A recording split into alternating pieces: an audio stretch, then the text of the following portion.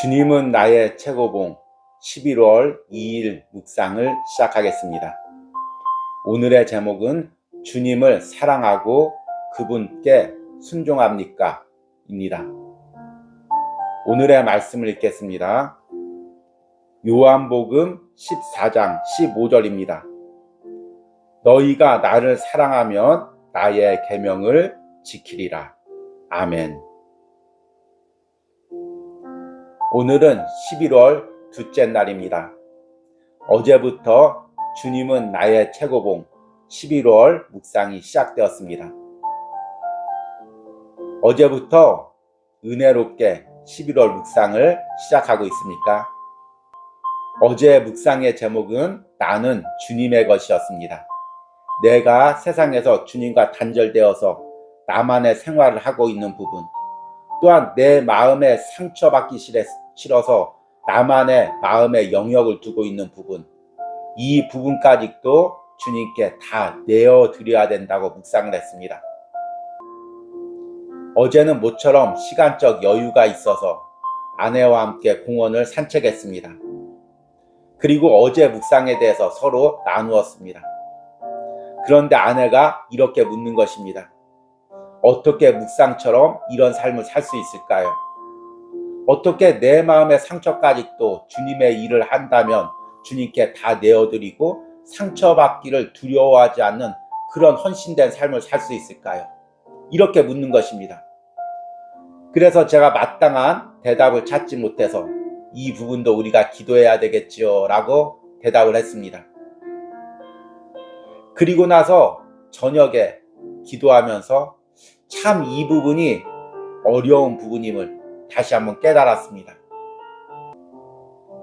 그런데 오늘 묵상을 읽으면서 어제 질문에 대한 대답이 나와 있는 것을 보고 깜짝 놀랐습니다. 오늘 묵상의 제목은 주님을 사랑하고 그분께 순종합니까? 입니다. 어떻게 나의 삶의 모든 영역을 주님께 내어놓을 수 있을까요? 어떻게 나의 마음의 모든 부분까지도 주님께 맡겨드릴 수 있을까요? 이것은 억지로 하는 것이 아닙니다. 누가 그렇게 하라고 해서 할 수 있는 것이 아닙니다. 내가 주님을 너무나 사랑해서 자발적으로 내 삶에 남아있는 공간까지도 다 주님께 드리고 내 마음의 영역까지도 다 주님께 드릴 때 가능한 것입니다.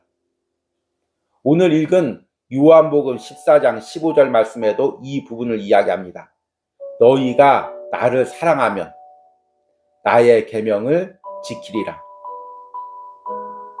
오늘 말씀이 영어 성경에는 if라는 조건절로 되어 있습니다.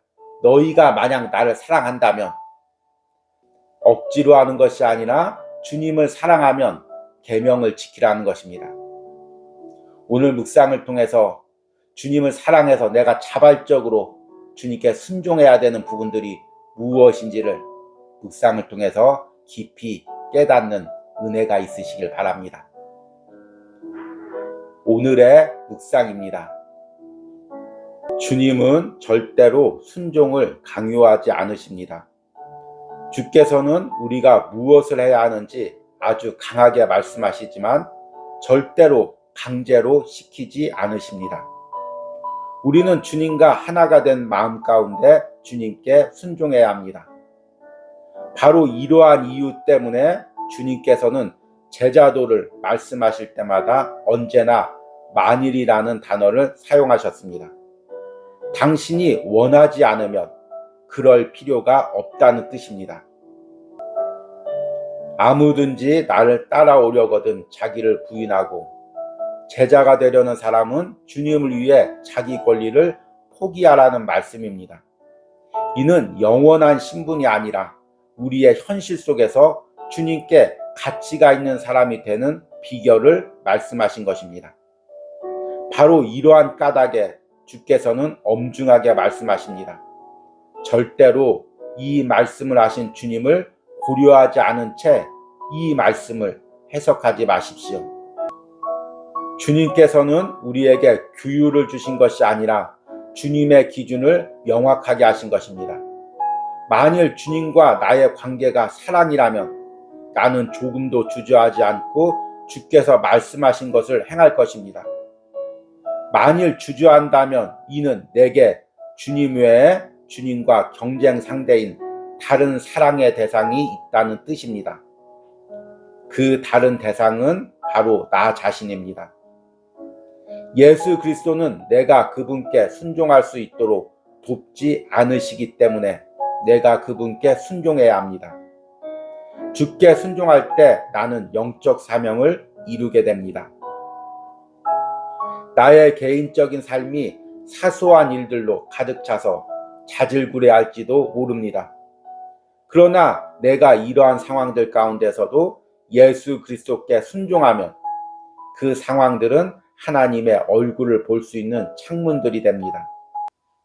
언젠가 하나님과 얼굴과 얼굴로 배울 때 나는 나의 순종을 통해 수많은 사람들이 복을 받았음을 발견하게 될 것입니다.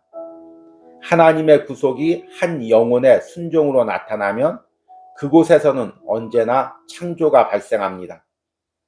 만일 내가 예수 그리스도께 순종하면 하나님의 구속은 나를 통해 다른 사람의 삶에 흘러가게 될 것입니다. 그 이유는 순종의 행위 뒤에는 전능하신 하나님의 실체가 계시기 때문입니다. 아멘. 사극이나 영화를 보면 왕이나 권력자가 어떤 여성을 마음에 들어서 자신의 힘이나 권력으로 그 여성을 억지로 취하는 경우가 있습니다. 그런데 곧 그 여성에게 실망하고 그 여성을 다시금 내버리는 경우도 있습니다. 그 왕과 권력자가 변덕스러워서이기도 하지만 한편으로는 상대방이 자발적으로 나를 사랑하지 않는 이상 그 사랑이 자신에게 만족을 주지 못하는 것을 깨달았기 때문입니다. 자발적인 마음이 없는 사랑이란 진정한 사랑이 아니기 때문입니다. 권력이나 돈, 어떤 조건에 의해서 누구를 사랑한다면 또 어떤 사람의 후환이 두려워서 억지로 사랑한다면 그것은 진정한 사랑이 아니고 상대에게도 진정한 사랑의 기쁨을 주지 못합니다. 이것은 하나님과 우리 사이에도 마찬가지입니다. 우리가 하나님께 예배하고 주의 일을 할 때 열심히 하지만 그 안에 자발적인 마음, 내가 진정으로 기뻐서 주님께 드리는 그 마음이 없다면 우리의 예배와 헌신이 주님께 진정한 기쁨이 되질 못합니다. 아주 조심스럽지만 제가 건강한 교회와 건강하지 않은 교회, 건강한 신앙의 공동체와 그렇지 않은 신앙 공동체의 구별법에 대해서 이야기를 하겠습니다. 건강한 교회는 항상 자발적인 헌신을 드리게 합니다. 그 마음에 성령이 주신 은혜로 감동으로 자발적으로 예배하고 자발적으로 헌신하고 물질을 드리며 주님께 헌신하게 합니다. 건강하지 않은 교회나 공동체일수록 공포나 두려움을 심어줍니다. 예배하지 않으면, 헌신하지 않냐면, 드리지 않냐면 큰 일을 당할 것 같고 저주를 당할 것 같다는 공포심을 주어서 그 공포와 두려움으로 억지로 예배하게 하고 억지로 주의 일하게 하고 억지로 드리게 합니다. 그러나 하나님 입장에서는 그렇게 두려움과 공포에 의해서 드리는 헌신과 예배가 어떤 가치가 있겠습니까?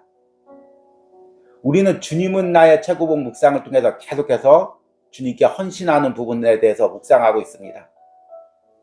때로는 이 묵상을 하면서 부담스러운 부분들이 있을 것입니다. 어떻게 이렇게 온전히 주님만을 최고로 여기며 나를 내어드리며 살 수 있을까? 그런데 주님이 그것을 원하시는 것은 억지로 하라는 것이 아닙니다. 내가 기뻐서 주님을 사랑해서 자발적으로 나를 드리고 주님을 최고로 여기는 삶을 살라는 것입니다. 그럴 때 그것이 주님께 온전한 기쁨이 됩니다. 오늘 묵상에서 저자가 이렇게 이야기합니다. 주님은 절대로 순종을 강요하지 않으십니다. 주께서는 우리가 무엇을 해야 하는지 아주 강하게 말씀하시지만 절대로 강제로 시키지 않으십니다. 우리는 주님과 하나가 된 마음 가운데 주님께 순종해야 합니다. 주님은 나의 최고봉을 묵상하다 보면 저자가 강한 어투로 이야기하는 부분들이 많이 나옵니다. 오늘 묵상도 마찬가지입니다. 계속해서 절대로라는 말을 사용합니다. 주님은 절대로 우리에게 순종을 강요하지 않는다는 것입니다. 억지로 헌신하거나 억지로 드리라고 이야기하지 않습니다. 주님은 자발적인 마음을 원합니다. 그리고 그 자발적인 마음 중심에는 주님을 향한 사랑이 있어야 됩니다. 주님께서는 우리에게 규율을 주신 것이 아니라 주님의 기준을 명확하게 하신 것입니다. 만일 주님과 나의 관계가 사랑이라면 나는 조금도 주저하지 않고 주께서 말씀하신 것을 행할 것입니다. 우리가 주님을 진정으로 사랑한다면 십자가에서 나를 위해서 피 흘리신 그 예수님의 십자가의 복음을 진정으로 경험했다면 우리 안에 자발적인 사랑으로 주님께 헌신할 수가 있다는 것입니다. 이 주님을 향한 자발적인 사랑을 막는 것이 무엇일까요? 내 안에 있는 자아입니다. 자아에 대해서는 그동안 여러 번 제가 말씀을 드렸습니다. 자아란 우리의 죄된 본성이 이 세상을 살면서 나만의 생각, 나만의 경험, 나만의 방법, 나만의 가치관을 만들어낸 것이라고 말씀을 드렸습니다.